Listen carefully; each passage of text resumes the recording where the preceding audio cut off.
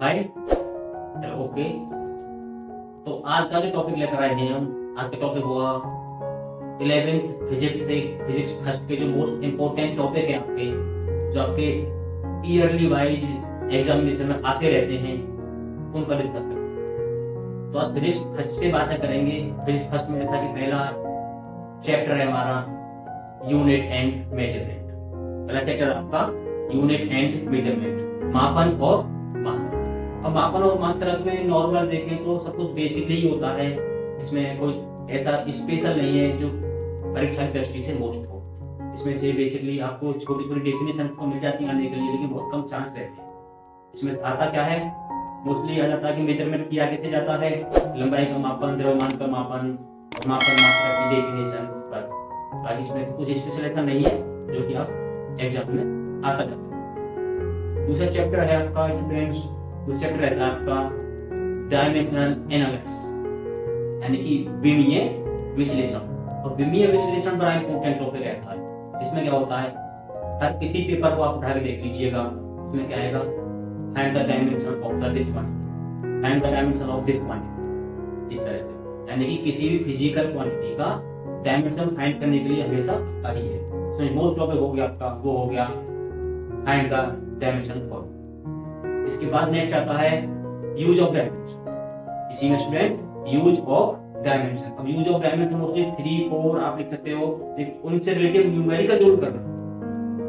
Numerical example हो गया कि 1 न्यूटन को डायन में कन्वर्ट कर दीजिए, यूज ऑफ डायमेंशन फॉर्मूला।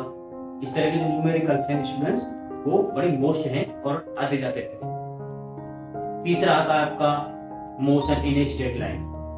तीसरा कौन सा है आपका, motion in a straight line. Motion in a straight line सबसे इंपॉर्टेंट जो आपकी आती है वो होती है इक्वेशन ऑफ मोशन। डेरिवेशन 2 मेथडों से होता है, इंटीग्रेशन मेथड और दूसरा होता है ग्राफिकल मेथड। दोनों बड़े इंपॉर्टेंट होते हैं और इस चैप्टर में इसी से रिलेटेड आपके आते हैं न्यूमेरिकल। आंकिक प्रश्न जितने भी चैप्टर से आएंगे वो तीनों इक्वेशनों से रिलेटेड ही आएंगे। तीनों इक्वेशन आप कंप्लीट तैयार कर लीजिए। उसके बाद चौथा आता है आपका vector analysis and projectile motion. Projectile motion बहुत ही इंपॉर्टेंट है, समझ लीजिए तो आएगा ही आएगा। टीचर कहते थे कि ये तो पूरी लाइफ टाइम हमारे यूज होता ही रहेगा। तो वेक्टर एनालिसिस और प्रोजेक्टाइल मोशन यानी कि सदिश विश्लेषण और विक्षेप्य गति। विक्षेप्य गति की आप यहाँ से डेफिनेशन याद करिएगा।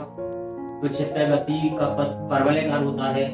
Projectile motion always in parabola it's proof. इसे प्रूव कर दीजिए कि पैराबोला होता है। प्रोजेक्टाइल मोशन का इक्वेशन निकालेंगे तो उसकी लास्ट में फॉर्म आएगी, पैराबोला इक्वेशन तैयार हो जाएगा। इसमें एक फॉर्मूला होता है r इक्वल रूट के अंदर a square plus b square plus 2ab cos theta. Repeat कर रहा हूं, r equal root a square plus b square plus 2ab cos theta. ये बड़ा इंपॉर्टेंट फॉर्मूला है, प्रूव करने के लिए आता है, न्यूमेरिकल इसी के बेस पर आते हैं।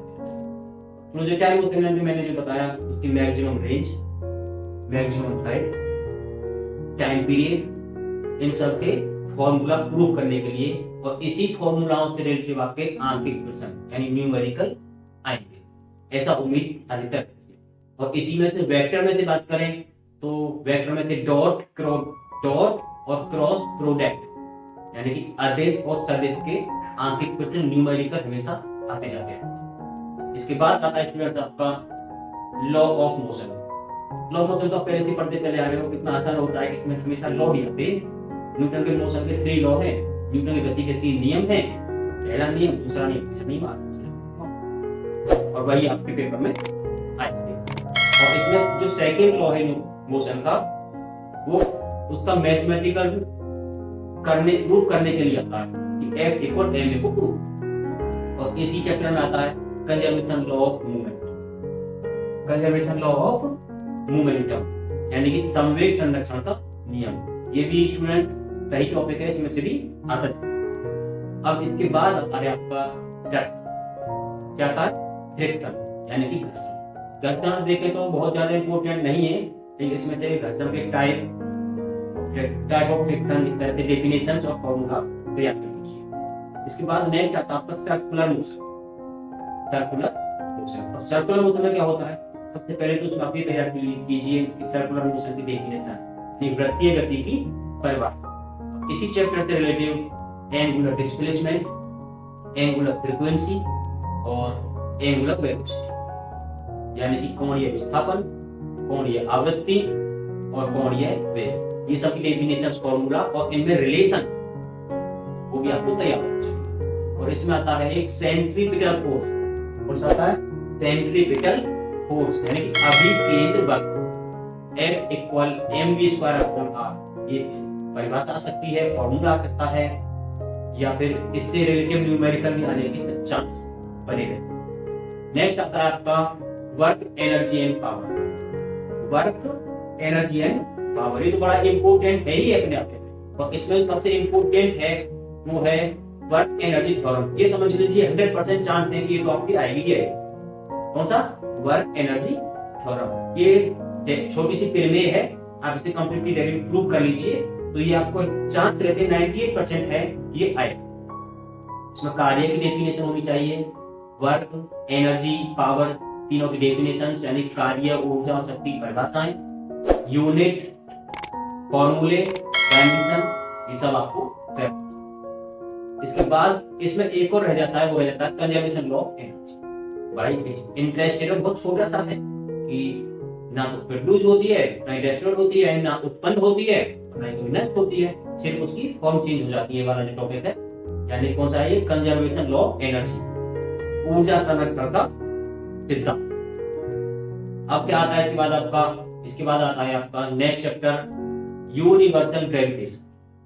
यूनिवर्सल ग्रेविटेशन पूरी फिजिक्स में सबसे ज्यादा इंटरेस्टेड चैप्टर यूनिवर्सल ग्रेविटेशन है, सार्वत्रिक गुरुत्वाकर्षण। ये बात क्या? सार्वत्रिक गुरुत्वाकर्षण।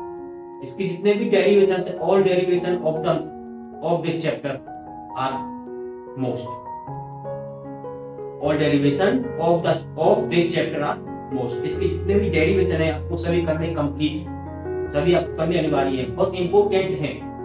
और इससे रिलेटिव है आपके हो गया जैसे relation between G and G, relation between small G and capital G, यानी कि गुरुत्वाकर्षण नियतांक और गुरुत्वीय त्वरण में ये वाला G इक्वल gme/r², और density of earth, mass of earth, moon of the earth, ये सब आपको इसमें कंप्लीट करना है। और इसमें आता है यूनिवर्सल लॉ ऑफ न्यूटन, आता है universal law of Newton, F equal gm1m2r², इससे रिलेटिव न्यूमेरिकल आने की चांस है। ठीक है स्टूडेंट्स, और आपका इस फर्स्ट फिजिक्स से जो लास्ट चैप्टर आता है वो आपका motion of satellite and escape speed. Motion of satellite यानी कि उपग्रहों की गति और पलायन वेग। इस चैप्टर में क्या है? इस चैप्टर में जो रेगुलरली हर साल चले आ रहे हैं वो है आपका क्या? वो आपका है केपलर, क्या है वो आपके? केपलर के नियम, ग्रह संबंधित केपलर के नियम। तीनों आपको नियम तैयार कर लेने हैं, और आपको इसमें जो सेकंड आपका जो इसमें थर्ड है, जो थर्ड लॉ है T² प्रोपोर्शनल AQ, इससे रिलेटेड आपको न्यूमेरिकल कर लेने हैं। और इसमें और आता है उसके बाद orbital speed of satellite, orbital speed of satellite, और time period of satellite, binding energy, escape velocity, और इन सब की डेफिनेशंस और फॉर्मूला। इसी से रिलेटेड आपको करने हैं न्यूमेरिकल्स की तैयारी, यानी कि केपलर के नियम तैयार करो, और उपग्रहों की गति, उपग्रहों का परिक्रमा काल का व्यंजन, बंधन ऊर्जा, पलायन वेग, पलायन ऊर्जा, और इन्हीं सब के फॉर्मूलों से संबंधित आपको आंतरिक प्रश्न तैयार करने। तो स्टूडेंट्स, इस तरह से आप हर फिजिक्स में अच्छे नंबर प्राप्त कर सकते हैं। तुम्हारे मार्क्स इतने अच्छे आएंगे कि अब देखते रहोगे हमने कम पढ़ा और अच्छे मार्क्स। मैं ये नहीं कहता कि पूरा पेपर यही आएगा, मैं फिर से बार आपको बता दूं, मैं ये नहीं कहता कि पूरा पेपर जो भी मैंने बताया आपको यही आएगा, ये पेपर नहीं, ये वो टॉपिक हैं जो आपको 11th में मोस्ट रहते हैं, और फ्यूचर में ये इनसे ही किसी भी कंपटीशन में जाएंगे तो इन्हीं टॉपिकों से रिलेटेड क्वेश्चन आते जाते हैं। ठीक है स्टूडेंट्स, ये था आज का फिजिक्स फर्स्ट का सिलेबस जो इम्पोर्टेंट रहता है, आप इसको तैयार कीजिएगा, और नेक्स्ट वीडियो में फिजिक्स सेकंड की बात करेंगे, आप लगातार देखते लीजिए। ठीक है फ्रेंड्स, तो मुझे लगता है आपको सही लगा होगा, और सही के बाद में आप लाइक कर दीजिएगा। आपको लाइक और सब्सक्राइब आपको जरूर से करना है।